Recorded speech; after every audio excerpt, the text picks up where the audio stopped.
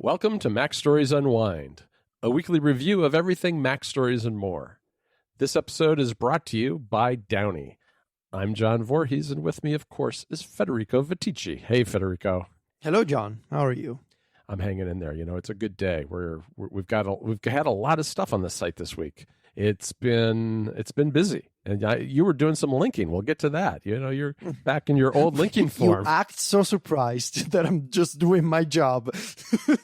Well, you've been busy on other things. You haven't done it. You haven't done a link post in a little while. Look, I've been actually working and doing bossy and managery things a lot more than I'd like. I just want to be a blogger, man. Why won't you just let me blog stuff? All right. You can be a blogger, and I'll do some more managery things. So take over for you. I don't know. All right, well, let's dive in because we do have a lot of ground to cover. And, you know, just as kind of a note, we had a story on the site this week about how you can give Club MacStories as a gift. And with the holidays around the corner, we just like to remind people, because I think people forget that, you know, we love it when people join the club and sign up for themselves. But if you have someone who's a MacStories fan in your life, it's a nice gift that gives, you know, keeps on giving all year long, really. So you can sign up for a monthly or an annual plan and give it to someone else. It's all right there in the details in this story that we had on the site this week with links. So check it out and give it some consideration.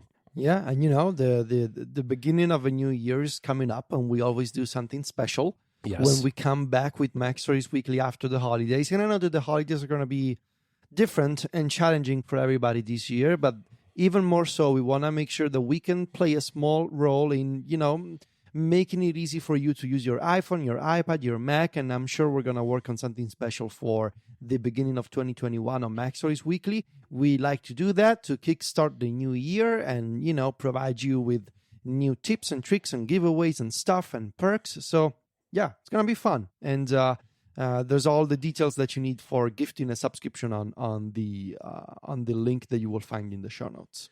Right, absolutely. You know, the big news this week, of course, Federico, the biggest news, which we're going to talk about on App Stories on Monday, is the reduction of Apple's commission on the App Store. So the small business program for the App Store is going to start next year, and it's going to reduce the commissions from 30% down to 15%. So, you know, cutting them in half, which is pretty significant for any developers who earn less than $1 million after subtracting out Apple's commissions. So it's an interesting, you know, big story all week. I'm sure you heard about it in a bunch of different places. You'll hear more about it on App Stories on Monday. So I'll leave it at that for now. But it's big news. And I think as much as people have been clamoring for this for a long time, I still was very surprised that it came at this point.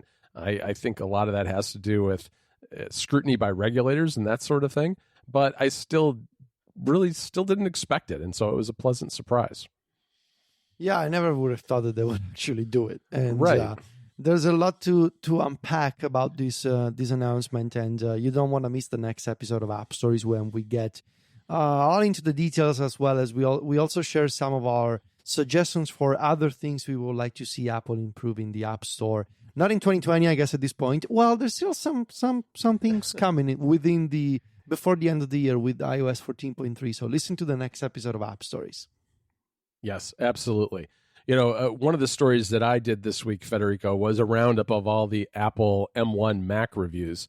And it was interesting. Apple really sprinkled Macs out, these new M1 Macs out to a wide variety of reviewers and a lot of different Macs to different people. We know Jason Snell had all of them. He kind of hit the jackpot there. But some places had one or the other and that sort of thing. And we rounded them up and have the reactions from everybody. And I think it's fair to say that in general, across the board, reviewers were kind of blown away by both battery life and speed. And having just gotten an M1 MacBook Air myself yesterday, I was blown away too, because the thing has no fan. It's a little disconcerting to use a Mac that makes zero sound. It's very strange at first. I'm sure I'll get used to it, but it is pretty amazing, and the battery just goes and goes and goes. Yeah, I'm really intrigued by those new Macs, especially the MacBook Air, which doesn't have a fan.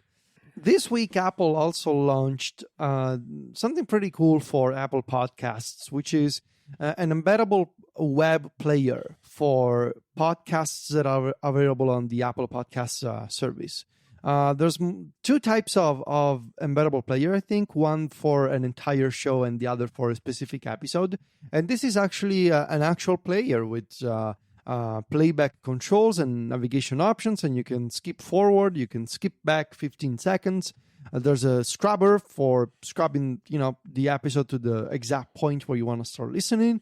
And you can, of course, there are buttons to open the show, open the app, or open the episode on Apple Podcasts from a context menu. So it's really well done. It's really nice. I think it makes sense. Apple has, the competition with Spotify, I guess, is heating up on this front. Right. This kind of stuff with embeddable web players is something that Spotify is really strong at. So it doesn't surprise me that Apple is following suit in this regard. And, I'm curious to see more broadly speaking. I'm curious to see what Apple is doing for 2021 in terms of original content for Apple Podcasts. This was rumored a while back. And then we haven't heard anything since about Apple's originals initiative for Apple Podcasts. I want to see whatever they end up announcing for next year. Yeah, it'll be interesting. And if you visit this story, you'll see examples of how it works. We had a couple of examples using app stories, and we actually like this so much we're going to use it going forward with our link posts for the weekly App Stories episodes. So worth checking that out as well. Another thing that happened this week was the second annual Apple Music Awards. And you might recall that these just dropped out of the blue last year. Last year, I was looking back at our old coverage, and last year they dropped in early December. And they were followed by a performance by Billie Eilish at the Steve Jobs Theater in Cupertino, which was really good and still available through Apple Music if you haven't seen it. I highly recommend it. But this year, we have 5 new winners, same categories as last year. There's the Global Artist of the Year, which is Lil Baby. There's the Breakthrough Artist of the Year, which is Megan Thee Stallion. And then there's the Songwriter of the Year, who was Taylor Swift. Now, these 3 artists and these 3 awards were all picked by the editorial team at Apple Music. There are also 2 awards given that are based on the streaming and the number of streams per song and that sort of thing. And those were the top song of the year and the top album of the year. And those were The Box by Roddy Ricch and the album Please Excuse Me for Being Antisocial, also by Roddy Ricch. So I don't recall the numbers right off the top of my head, but the number of the number of streams of that album and that song is just amazing. It's just hundreds of millions of listens. Is it a bad sign when you don't know the artist that won Global Artist of the Year?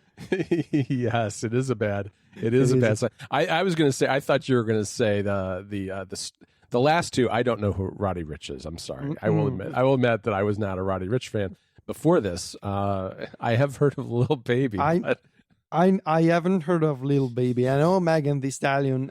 Yes. Obviously know and love Taylor Swift.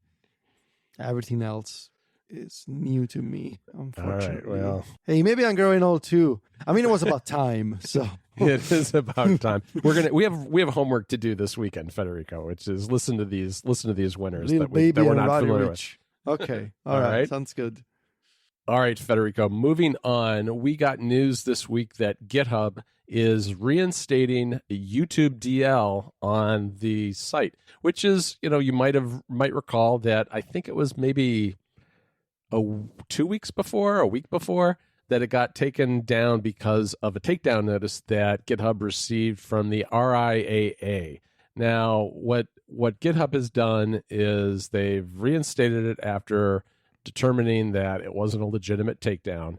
They've been working with the EFF in connection with this, and they have created a $1 million defense fund for developers who put their projects on GitHub to help them in dealing with this sort of thing, where they get takedown notices that aren't necessarily legitimate. So, good on GitHub for doing that. I think that's fantastic, and it's good to see YouTube DL back on GitHub because a lot of people use it, and it's an important tool.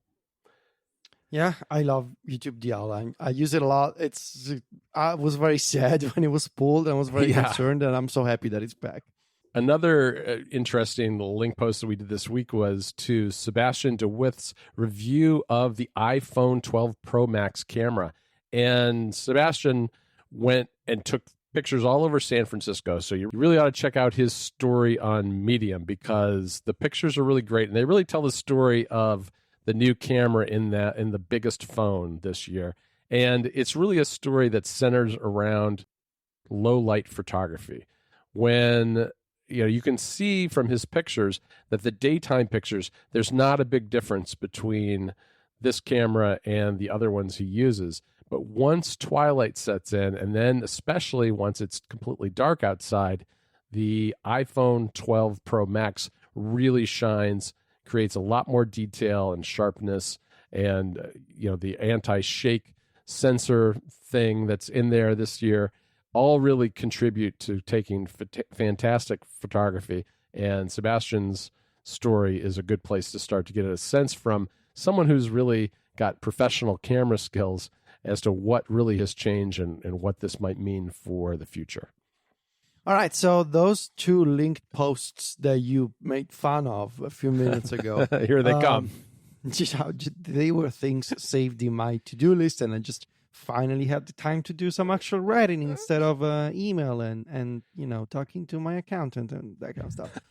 Anyway, I wrote about a really important change for shortcuts in iOS 14.3 Beta 2, which came out a few days ago. It appears that Apple listened to basically the single most popular request by all shortcuts users, as well as millions of people who customize their home screens in iOS 14, starting with iOS 14.3.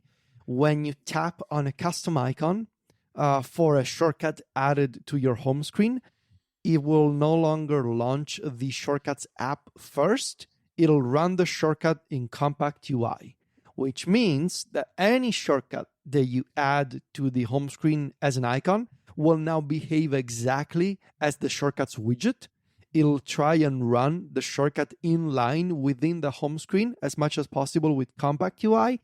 And if you're into the idea of customizing your home screen with custom icons that are actually shortcuts with a single open app action, which is what millions of people have done with the home screen aesthetic thing this past few months, now those icons will launch the associated app directly, meaning that it's going to be so much better to customize your home screen with custom icons. But not only that, because it appears that this change is going to apply as well to apps that will install custom icons via configuration profiles. And in fact, those apps will be even better than shortcuts, because when you add a custom icon as a shortcut, you will still see the confirmation banner at the top of the screen for a couple of seconds. In my linked post on MacStories, I argued that Apple should offer an option to get rid of this confirmation banner. Those apps that install custom icons as configuration profiles, like Icon Board is one of them, for example. I believe the Launch Center Pro now also offers this feature, I think. They will not show the confirmation banner because they are not shortcuts. Those are icons installed as profiles. And so those are also getting better in 14.3. And this is going to be really fascinating to see how people react. It's excellent news for shortcuts users, not just for home screen customization, but in general, because it means that because icons are so much more compact than widgets, you will be able once again to put a lot of shortcuts on your home screen using something like our own MacStories shortcuts icons, and you will get a lot of functionality from a single page. I absolutely cannot wait, and I really hope that Apple gets rid of that confirmation banner next. The second linked post is about iOS 14.2 and just-in-time compilation, or JIT, and what it means for emulation apps. So I meant to write about this a couple of weeks ago, but then, as I mentioned, I was busy doing other things. 9 to 5 Mac had an interview with Riley Tested, the developer of AltStore. We're going to discuss AltStore in the next episode of App Stories as well. And in iOS 14.2, it is now possible for developers to access just-in-time compilation, which used to be a private entitlement before. And now it appears that it can be used by developers. And Dolphin iOS, the popular version of the popular iOS version of the emulator for GameCube and Nintendo Wii games, can now run with just-in-time compilation on your iPhone and iPad on 14.2, and it also works on 14.3, which means faster performance, better graphics. It essentially means something like you can play Metroid Prime, you can play Zelda Twilight Princess, you can play Super Mario Sunshine at 4K 60 frames per second on an iPad Pro with a game controller. It's incredible. Yeah, that's really amazing.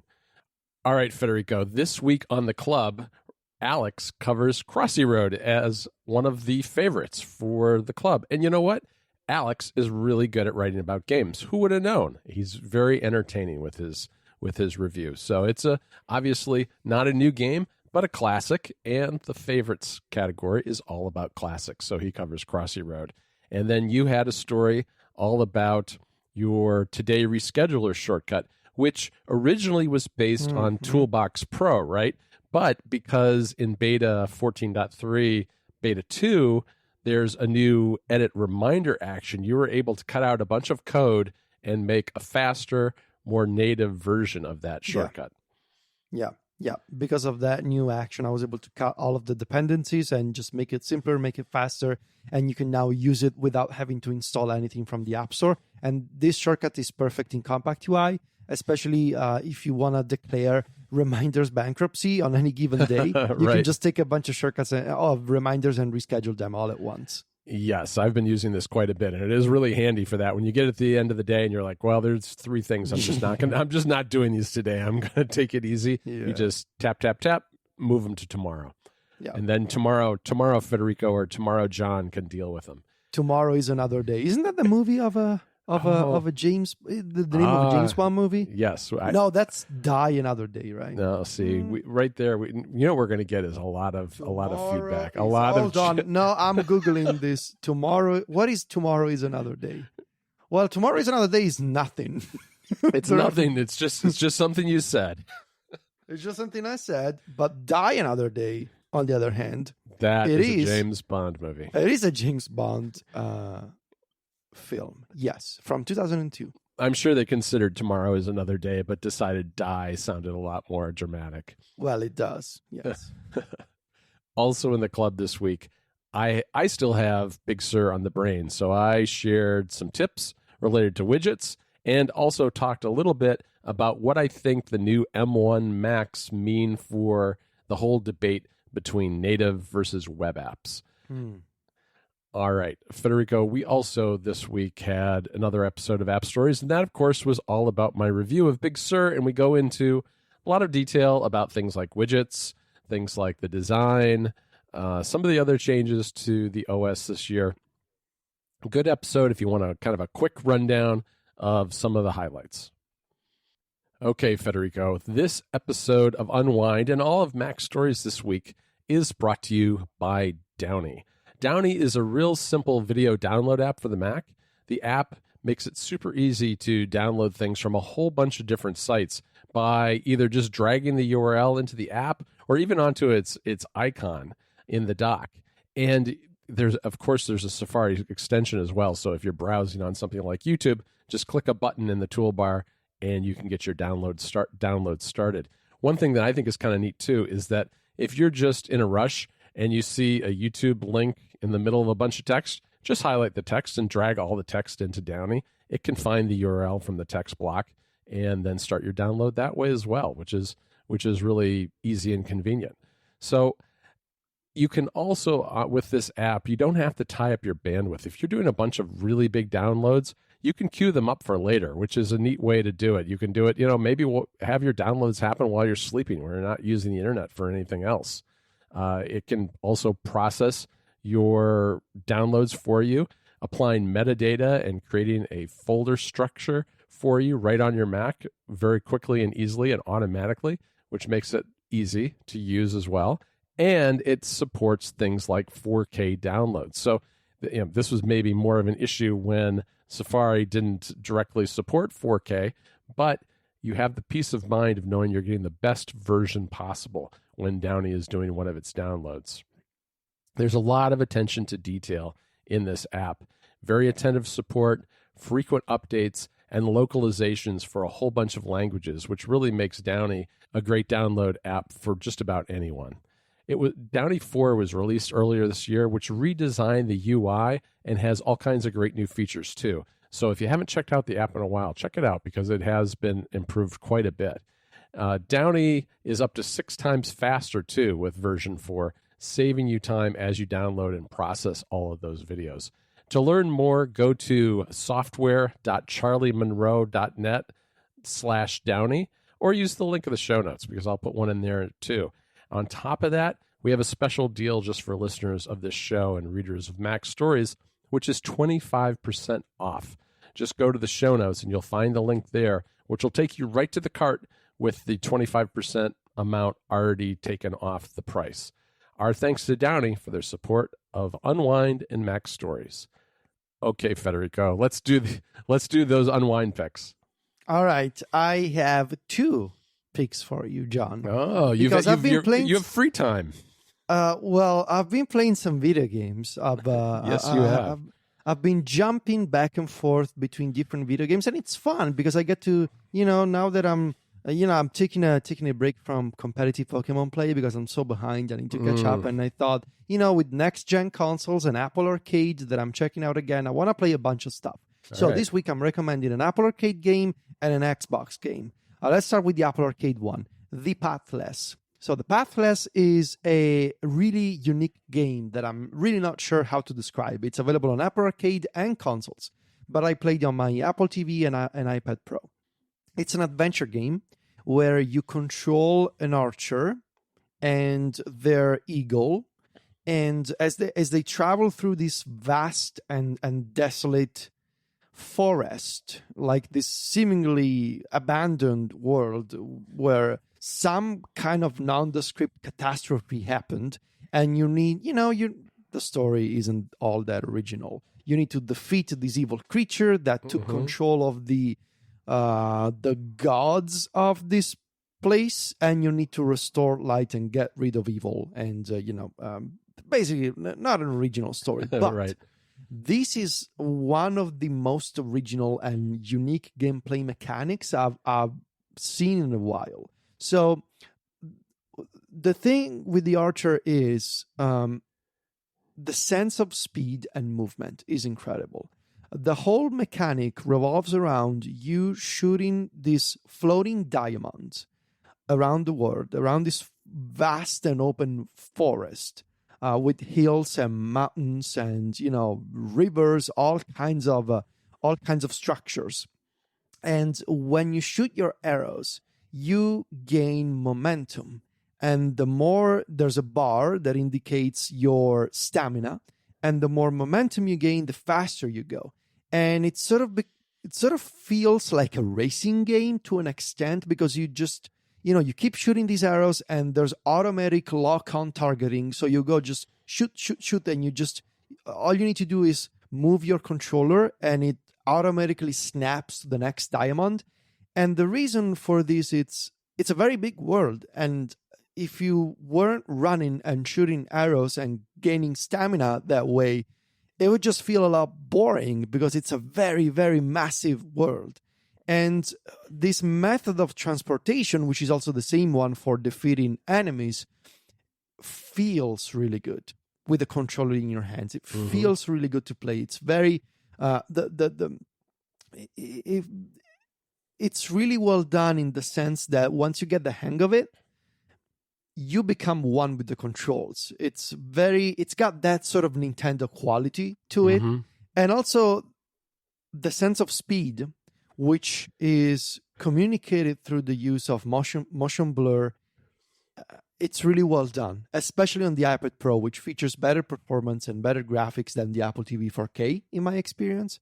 And also I wanna point out the use of the eagle. In general, the Pathless is a really loving video game for people who love animals of all kinds of animals. It really shows how the developers care about nature and creatures different from us in terms of the story. But the eagle, I love the relationship between the archer and the eagle. You can use the eagle to solve puzzles, and the eagle helps you throughout the game. It protects you, but also you need to protect and care after the eagle, and you can pet the eagle as well, which is really nice and lovely. So this game is beautiful to look at, especially when you're going really fast, and it's I struggle to describe it. I recommend watching a video on YouTube. Search for the Pathless gameplay on YouTube, and you get the idea of what I mean. I think that this game was one of the ones that was announced when Apple Arcade was announced and got delayed at some point. Isn't that right? It's possible, but it's also out on PS5 now, I believe. So it's one of those simultaneous consoles and Apple Arcade releases. The other one is a game that I'm about 20 years late to play. I'm surprised that you've gotten into this, but interesting. So here's the thing. The game is Halo, the Master Chief Collection. So the Master Chief Collection originally came out in 2014 for the Xbox One. And now there's an enhanced version for the Xbox Series X and the Xbox Series S. I have the cheaper Series S. Both of them are next-gen consoles. One of them is the big towery black box, which is the Series X, and the less powerful, more affordable Series S is the white console. Now, I've started playing Halo Master Chief Collection for a few reasons. One, it's available on Game Pass, and I pay for Game Pass, and I figured why not. The other, I wanted to see these enhancements for the Series S, what they mean in practice. Third reason, it is one of the few games to support Quick Resume on Xbox Series S and X. And you can see Quick Resume in action. I tweeted about it today. There's going to be a link in the show notes. You can see the video on Twitter to really get the idea. And lastly, and most importantly, I never played Halo in my life. I never had an original Xbox. I got an Xbox 360 very late in its life cycle. And I just never got into Halo, even though I remembered, lots of people saying really good, really positive things about Halo something like 19 years ago when I think the first Halo came out on the first Xbox. Well, this collection, it includes Halo 1 or Halo Combat Evolved, Halo 2, Halo 3, Halo 3 ODST, which is like a spin-off of Halo 3, Halo Reach, which I believe is the prequel to Halo 1, and Halo 4. So all of the major, Halo from 1 to 4 and spin-offs are included in this collection. The collection features 120 frame rate per second mode, both in the single-player campaign and multiplayer mode, both on the Series X and Series S. 4K resolution on the Series X, 1080p resolution on the Series S. However, you can play 120 and 1080p. You can also have support for an adjustable field of view. And let me tell you, playing Halo with 120 degree field of view, pretty amazing. However, if you have a compatible television that supports 120 hertz refresh rate, you cannot adjust the field of view. So if you want to have a bigger field of view, you're locked to 60 hertz refresh rate. Doesn't really matter to me because my TV does not support 120 hertz. So okay. I'm playing at 1080p, 120 degree field of view, 60 frames per second, and it's incredible. It looks really nice. So the thing about Halo, I'm playing the first one. Obviously, I started from Halo Combat Evolved. That's what I was going to ask. Which one you've actually been spending the most time on? Okay. The first one, this is based, I figured I want to go in order. And this is based on the Anniversary remaster. So the Halo Combat Evolved Anniversary came out in 2011 and around the time of Halo 4, I believe. And this is an enhanced version of that remaster. it looks really nice. It looks really lovely with HDR, obviously on the new Xbox. The colors are beautiful, and the thing about Halo though that I'm discovering now, and again I'm about 2 decades late to this. It feels really good to play. Like, it's one of those games where the controls are tight in a way that I don't know how to describe, but it just feels instantly natural. Like, after 5 minutes, it's one of those games where you like a Mario game to an extent. And I guess maybe there's a similarity with the pathless here. But it just feels right. The way that you move and the way that you turn around and how you can move your fingers between, the button to shoot and changing weapons and activating the flashlight, for example. It just feels right. And there also, in terms of level design, it creates that instant positive feedback loop where you go from one area where you're not necessarily, you're struggling, and then you manage to kill all the enemies in that area and you feel good, and then you explore, and then there's another area, and then there's a surprise. It constantly keeps you on your toes, but when you lose, when you die, you know that it's because you should have done something better. And it just, I don't know, the environment, it fits like these alien planets with overflowing with nature and like rivers and forests and mountains. It just feels different from playing, say, Call of Duty, right? Mm-hmm. And I don't know, Master Chief, of course, is very cool also. Like right. That helps. And I don't know, it feels really good to play. And it feels very, it's like a dopamine shot to your brain when you play this game. And like I started playing this game last night. It was 2 a.m. and I figured, I want to play like 30 minutes. And I ended up playing for like 3 hours, and then I played a bunch more today. So yeah, Halo turns out that 20 years ago, all those reviews were right. Halo is a good game. Well, I'm really appreciative that you actually got out of bed then to record with me, because if you didn't go to bed until 5 a.m., I mean, you are a podcasting professional. So I am. So you absolutely are. All right. I didn't want you to feel bad, Federico, that you're just getting into a game that's 20 years old.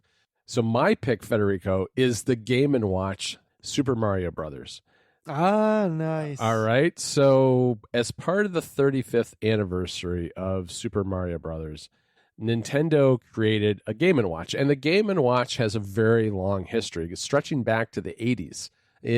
Especially in the 80s, Nintendo was making these small, handheld, single game, in I think most cases, games that you would play. And this was before, even before a lot of their other stuff. And what they did is they brought this back, the same kind of form factor of this little tiny plastic game that you play with just a handful of buttons. It's got a D-pad on the left and an A and B button on the right. But it does a bunch of different things. It has a clock. It has a little clock that you can change kind of the background to, and it's animated. It shows different scenes from the game, and it has little Easter eggs that are buried in there. I think Nintendo said there are 35 different Easter eggs for the 35th anniversary. But it also has games. And it's got 3 games. It's got the original Super Mario Brothers. It's got Super Mario Brothers 2. And it's got Game & Watch Ball with Mario. And the thing with the Game & Watch, and this is kind of the traditional Game & Watch game, is that it's just Mario in there in the middle of the screen, and he's got his arms extended, and he's juggling balls. And you have to move his arms around to make sure that he continues to keep the balls up in the air. It's incredibly simple, and it's one of those games that's really just an idle clicker in a lot of ways, before idle clickers were really a thing on mobile phones. But I found it strangely relaxing and fun to play the game, the Ball with Mario game, and I like it. But yeah, it's got a nice bright screen. It's an LED display. You can play the original 2 games, which, I've played them on a bunch of different platforms. But yeah, it's pretty good.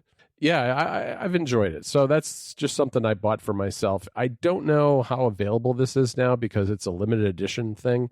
And I was able to find it on Amazon right when they went on sale, and I think it's $50 in the US. So it's kind of fun. It's a little novelty. I really love old games. I really love playing games and revisiting games on different platforms, and this was just kind of a fun little novelty to check out after I got done with my big review. All right, Federico, I think that's it for this week. That was a busy episode. We had a lot going on this week. So you can, of course, find me and Federico over at MacStories.net. We'll have lots more stories next week. Next week is Thanksgiving, so who knows? Maybe I expect it'll be a little slower from the standpoint of news, but we'll still have things on the site, and we'll still do a show. And you can find Federico, of course, over on Twitter and Instagram, too. He's at Viticci. That's VITICCI. And I'm at John Voorhees, JOHNVOORHWS. Talk to you next week, Federico. Ciao, John.